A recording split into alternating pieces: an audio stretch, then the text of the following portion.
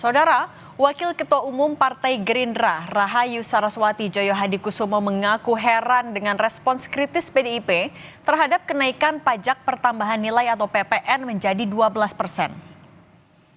Kami kutip dari laman kompas.com, Rahayu mengungkit bahwa ketika rancangan Beleit itu dibahas di DPR dalam rancangan undang-undang tentang harmonisasi peraturan perpajakan atau RUU HPP, PDIP merupakan fraksi yang mendapatkan jatah kursi Ketua Panitia Kerja atau Panja. Melalui kadernya, Dolvi Otniel Fredrik Palit, itulah kenapa saya heran saat ada kader PDIP berbicara di rapat paripurna, tiba-tiba menyampaikan pendapatnya tentang PPN 12%, kata Rahayu dalam pesan singkatnya kepada kompas.com.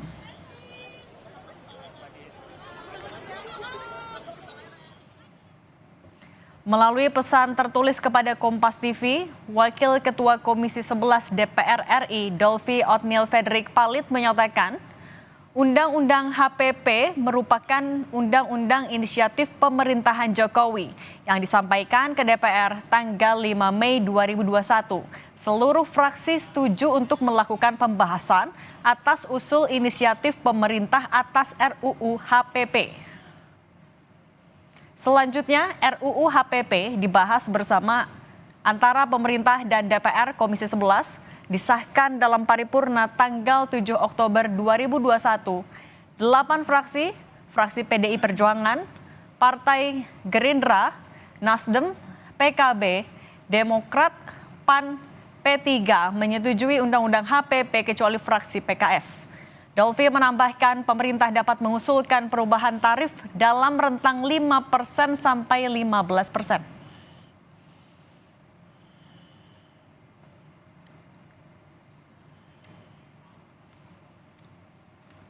Kritik soal PPN 12% yang akan diberlakukan sejatinya sudah dilayangkan PDIP pada 5 Desember lalu. Anggota DPR RI fraksi PDIP, Rieke Diah Pitaloka melayangkan interupsi dalam rapat paripurna yang berlangsung pada awal Desember lalu. Dalam interupsinya, Rieke meminta pimpinan dan anggota DPR RI untuk mendorong Presiden Prabowo Subianto membatalkan rencana kenaikan pajak pertambahan nilai menjadi 12% pada Januari 2025. Rieke menekankan, dalam UU HPP dijelaskan bahwa PPN bisa diubah menjadi paling tinggi 15% atau paling rendah 5%.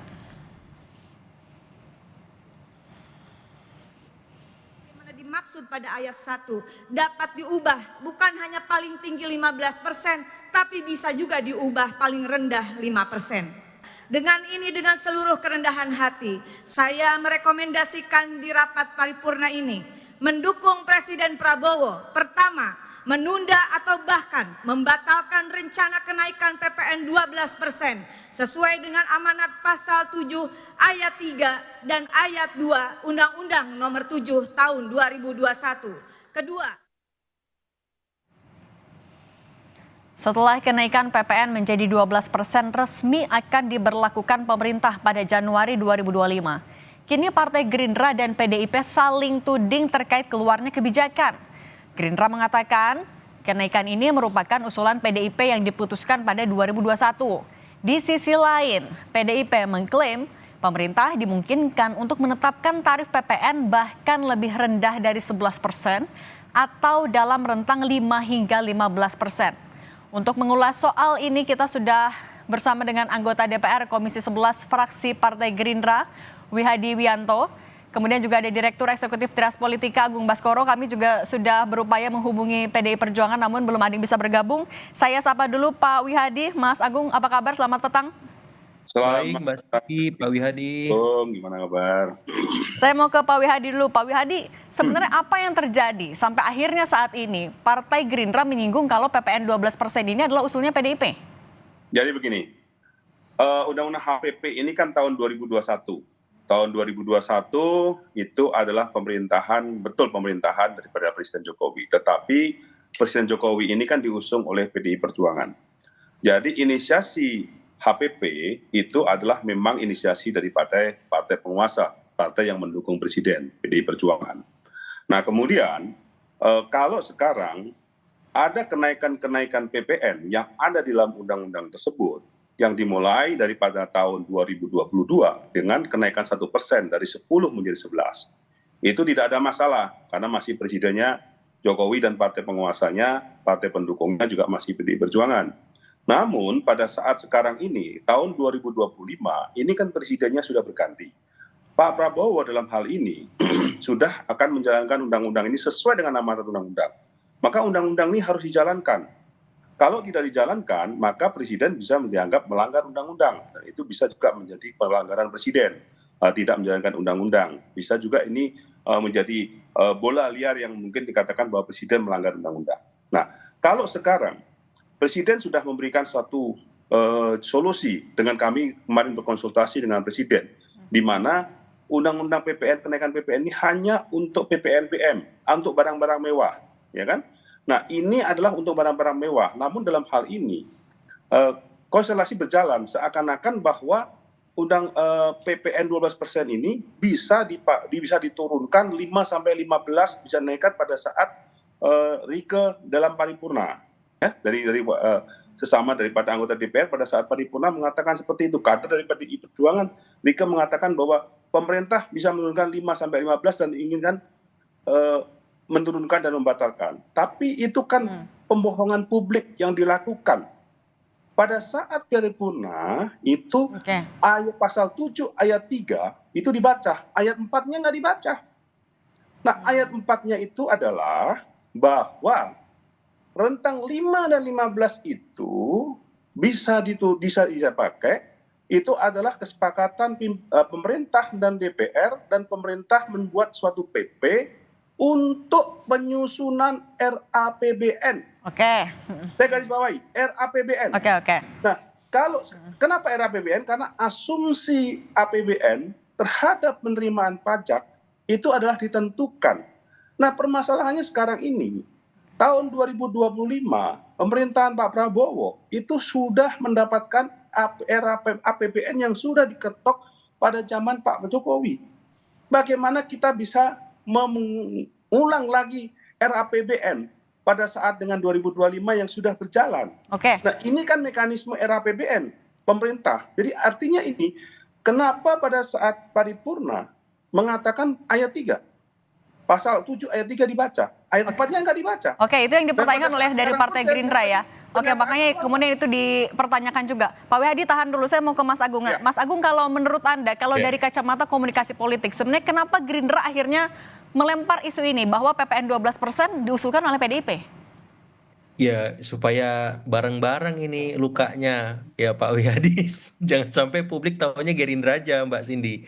Karena kan secara historik tadi Pak Wihadi menjelaskan bahwa ini inisiasi dari pemerintahan Pak Presiden Jokowi, ya. Artinya disepakati oleh semua fraksi, semua partai, kecuali waktu itu PKS kalau saya nggak salah. Sehingga ketika ada arahan sekarang yang bersuara lantang PDIP, ini kan justru agak aneh ya, agak ya di luar nalar lah gitu. Jangan sampai ada yang cuci tangan kemudian merasa paling berkontribusi, paling berjasa ketika memang situasinya sudah semacam ini. Kita tahu bahwa penolakan publik sangat deras, sangat kencang, dan kemudian ketika PDIP bersuara semacam ini kan di internal elit ini sebagai sebuah apa ya ya kurang bertanggung jawab lah gitu, seperti itu. Jadi itu yang pertama. Yang kedua, memang secara publik ini langkah populis yang diambil PDIP sekaligus menegaskan bahwa PDIP mengambil jalan keoposisian, Mbak Cindy, ya. Artinya publik ditemani oleh PDIP, dan itu saya kira bagus juga buat demokrasi kita supaya apa, check and balances itu bisa terjaga. Tapi yang jelas saya kira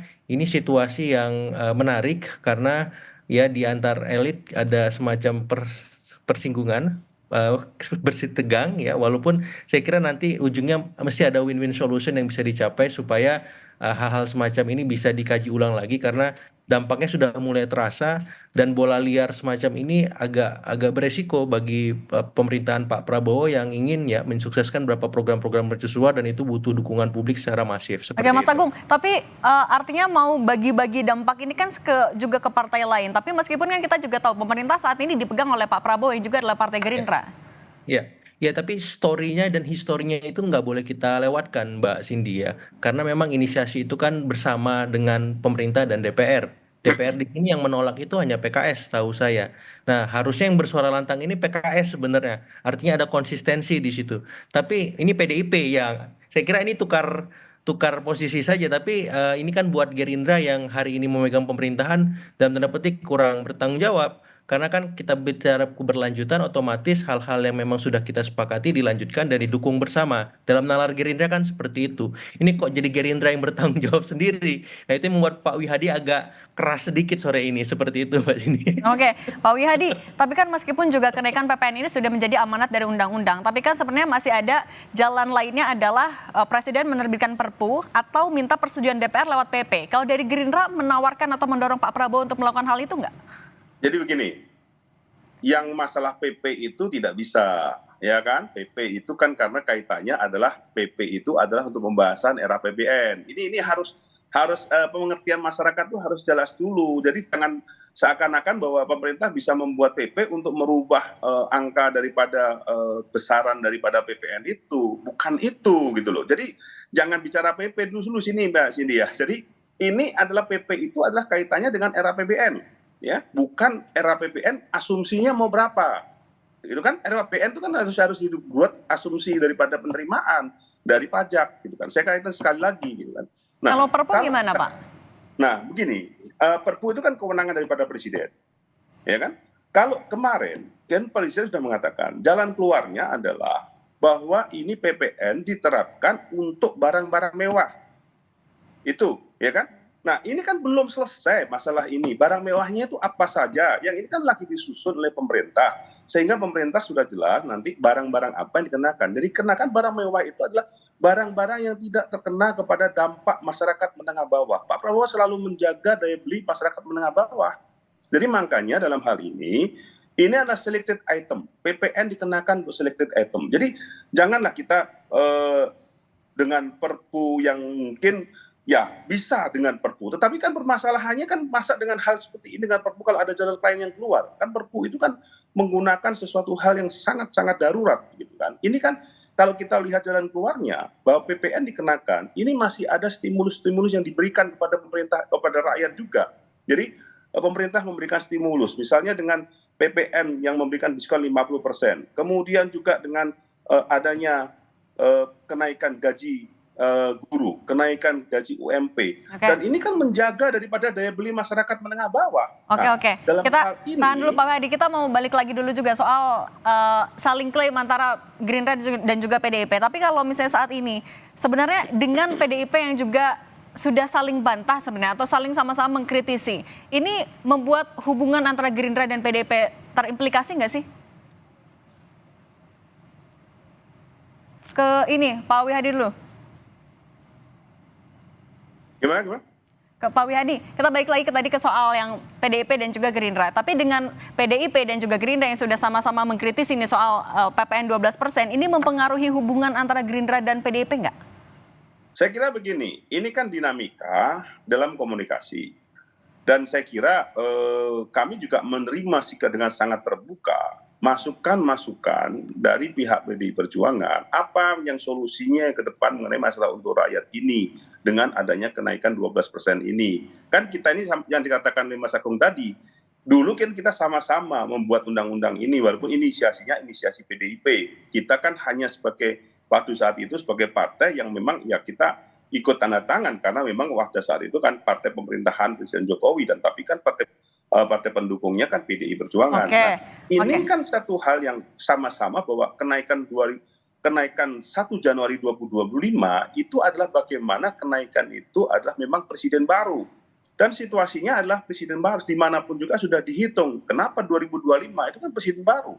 Siapapun presidennya pasti akan kena juga permasalahan 1 Januari ini gitu kan. Oke, Pak Wihadi. Jalan keluar itu kita sama-sama untuk bagaimana memberikan jalan keluar, bukan dengan memojokkan di masyarakat seperti ini. Oke, jangan memojokkan. Oke, saya tahan dulu. Nah, kalau Mas Agung, kalau Anda melihatnya sebenarnya apa implikasinya terhadap hubungan antara Gerindra dan juga PDIP? Apakah ini menegaskan posisi bahwa PDIP akan berada di oposisi? Ya, pasti ya Mbak ya, sikap PDIP semacam ini kan tidak populis di antara elit ya, tuh khususnya di Kim Plus, sehingga ini menegaskan, mengafirmasi bahwa PDIP akan mengambil jalan oposisi atau berseberangan dengan pemerintah. Yang kedua, ini juga memberikan informasi kepada publik supaya lebih objektif melihat sikap-sikap PDIP, karena memang secara histori kan ternyata PDIP juga turut ya mendorong undang-undang ini seperti itu. Jadi oh ternyata kalau PDIP sekarang seperti ini berarti memang udah ada perubahan sikap, tapi inkonsistensi juga seperti itu. Harusnya komposisian yang dimaksud itu kan lebih substantif ya. Ya kalau memang ini tidak populis ya sama-sama didorong supaya bisa populis. Solusinya apa? Tadi sempat Mbak Cindy singgung soal Perpu. Nah, saya kira hal semacam ini penting juga dipikirkan ataupun di apa ya diberi arahan supaya apa supaya ini efek PPN 12% ini sebelum disahkan saja sudah kemana-mana ini rantainya. Bahkan berapa kali viral di dunia sosial media, Twitter gitu, saya baca Pak Wihadi itu roti O sekarang naik 1.000 Pak Wihadi.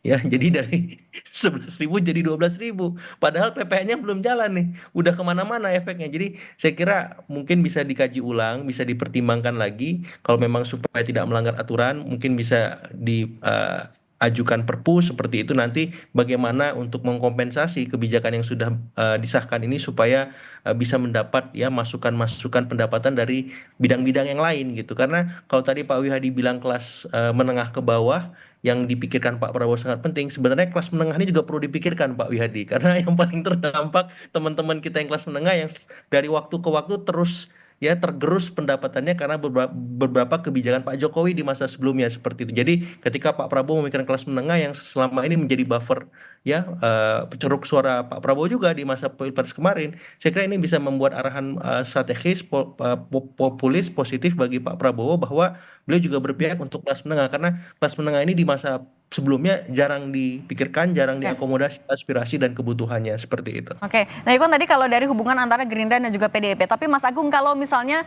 dengan adanya saling klaim nih antara Gerindra dan juga dari PDIP, ini akan mempengaruhi persepsi publik juga nggak terkait dengan kebijakan ini?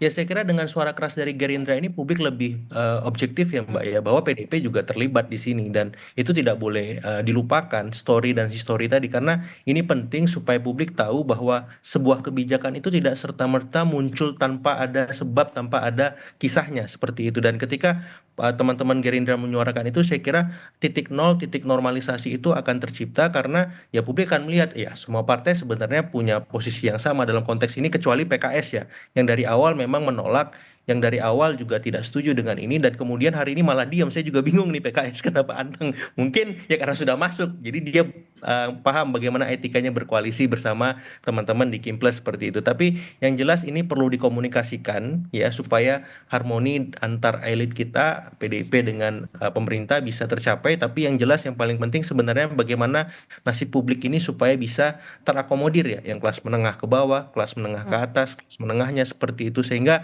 efek-efek kebijakan yang eksesnya lebih besar dari manfaatnya, walaupun sudah ada stimulus-stimulus tadi, tapi karena keseharian kelas menengah ataupun kelas menengah ke bawah itu berinteraksi dengan kebutuhan yang beragam rupa, saya kira ini perlu dikaji ulang lagi, perlu diperhatikan dengan seksama karena ini bisa menjadi bumerang politik di bulan-bulan berikutnya bagi pemerintahan Pak Prabowo seperti itu. Oke, bisa jadi bumerang politik, tapi dengan ini justru masyarakat bisa jadi lebih subjektif. Nah, tapi Mas Agung, dengan PDIP kan sekarang mengkritisi, tapi kalau kita balik lagi ternyata juga kan PDIP menjadi salah satu yang saat itu setuju. Nah, dengan kondisi seperti ini, apakah menurut Anda ada kemungkinan PDIP pada akhirnya akan berkompromi juga mencari jalan tengah soal PPN 12% ini? Iya, kalau PDIP ingin menjalankan keoposisiannya memang harus mencari solusi bersama pemerintah, duduk bersama, Mbak. Karena kan PDIP harus bertanggung jawab juga. Ini semua memang bagian dari inisiatif pemerintah Presiden Jokowi bersama partai-partai pemerintah waktu itu di kekuasaan yang mengusung undang-undang HPP ini, ya bagian dari turunan Omnibus Law seperti itu. Jadi saya kira PDIP harus wajib bersama Pak Wihadi duduk bareng-bareng, jangan sampai bersetegang terus gitu kan. Ini juga nggak positif dilihat oleh publik. Jadi solusinya apa? Misalkan Perpu. Nah, ketika Perpu diturunkan, ini buat mengantisipasi eksesnya bagi pemerintah untuk pendapatan negara tidak berkurang, tetap tidak defisit, itu gimana juga dipikirkan bareng-bareng. Nanti setelah HPP ini selesai, PDIP mau mengkritisi lagi nggak apa-apa. istilahnya fair ya Pak Wihadi ya, sama-sama susah bareng-bareng, senang bareng-bareng, jangan Nah, mau dapat insentif sendiri. oke, dan mencari Pak solusi Wihadi itu. ya. Nah, Pak Wihadi, mencari solusi bareng-bareng dengan PDIP. Apa yang akan dilakukan dalam waktu dekat dari DPR ataupun juga mungkin dari lobby-lobby tingkat elit? Ya, jadi begini, saya melihatnya apa yang disampaikan oleh PDI Perjuangan itu dengan membaca pasal 7 ayat 3 tidak membaca ayat 4 itu sebenarnya bukan sesuatu hal yang menjadikan solusi, tetapi itu justru menjebak kita semuanya bahwa ini akan ada pelanggaran hukum dan ini akan bisa juga menjadi bahan bagaimana presiden bisa diberikan suatu impeachment atau apa. Ini kan permasalahan yang sangat sensitif dalam hal ini gitu kan. Jadi saya melihat di sini bahwa PDI Perjuangan ini sebenarnya kan kalau kita melihat apa yang sudah disampaikan itu adalah barang-barang mewah, sebenarnya sudah tahu bahwa dengan dukungan barang mewah itu apa saja, berikanlah barang mewah itu apa saja. Jadi tadi Mas Agung mengatakan golongan menengah, kita memang melindungi golongan menengah. Jadi yang maksud kami itu adalah golongan atas yang dengan PPNBM barang mewah itu. Dengan barang mewah itu kenaikan bukan 12%, kenaikan hanya 1% kita lihat. Bahwa dengan adanya misalnya kita bicara mengenai masalah konsumsi miras misalnya. Konsumsi miras ini kan sekarang ini hanya kena cukai, tidak kena PPN. Dan kita harus kenakan PPN-nya juga. Nah ini kan sesuatu hal yang sama-sama ayo kita tahu itemnya apa yang kita mesti harus butuhkan untuk yang memang perlu kita naikkan. Ini menjadi ada pertambahan PPN-nya. Tetapi bukan dengan cara seperti mengkat permasalahan ini bahwa ini bisa diturunkan dengan pasal 7 ini tidak bisa seperti itu juga gitu kan. Ini kan mesti harus kita melihatnya undang-undang ini tetap berjalan, tetapi semuanya juga masih bisa kita katakan bahwa ini adalah untuk konsumsi yang memang orang-orang atas. Saya tidak mengatakan menengah lagi nih, Mas Agung, karena juga diprotes menengah, katanya sebagai bapak kita tidak menengah. Ini kalangan atas gitu kan. Pak Wihadi, tapi kan juga sebenarnya banyak barang-barang lain yang digunakan oleh kelas menengah. Nah oke, tapi